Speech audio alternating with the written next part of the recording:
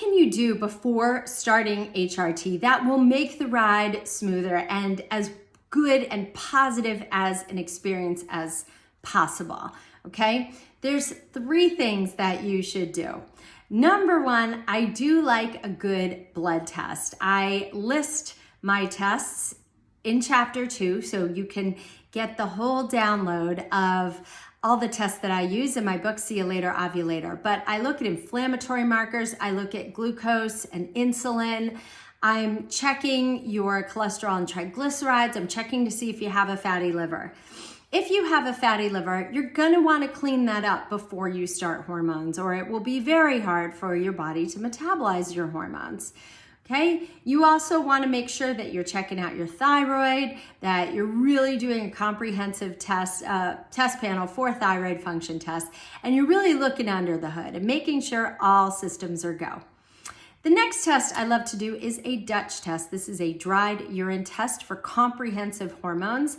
This is a test you can do at home, and it's going to look at your downstream metabolites of hormones. It tells me how hormones are being detoxified through phase 1 and phase 2 of your liver. And it also looks at your cortisol curve, your adrenal function, your methylation pattern. So again, I can look at you and say, oh, gee, you're not methylating so well, or, your phase 1 detox is wonderful, your phase 2, not so much.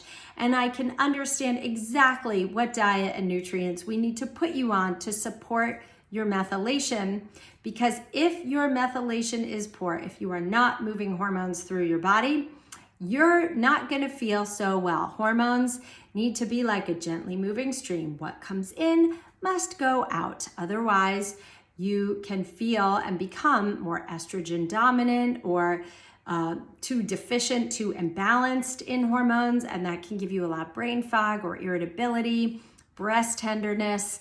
So you want to make sure that you're really cleaning house. And the third test that I love to do is the GI map. This is another test that you can do at home. And this is a stool test. And you may be thinking, what does my poop and my gut have to do with hormones? And the answer is pretty much everything.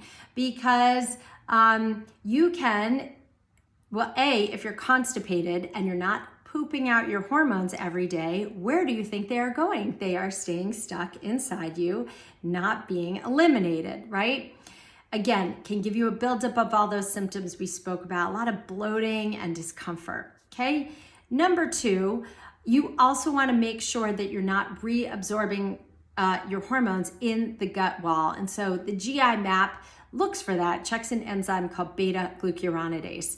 So that is another checkpoint for you along the way. So you want to make sure, in short, your liver's healthy, your liver's metabolizing your hormones, your gut is metabolizing your hormones, and that you don't have excess inflammation in your gut, which will just make you feel tired and craptastic in general, no pun intended. So the better your gut health is during the menopausal transition, the better your menopause will be. So make sure you pick up a copy of See You Later, Ovulator. Make sure you're subscribing to the series. You're passing this along, not only to your girlfriends, but to your doctor, to your partners, especially if they're members of the opposite sex. And you really become a menopause ambassador and educate the women around you. We all need the help, and change begins with us.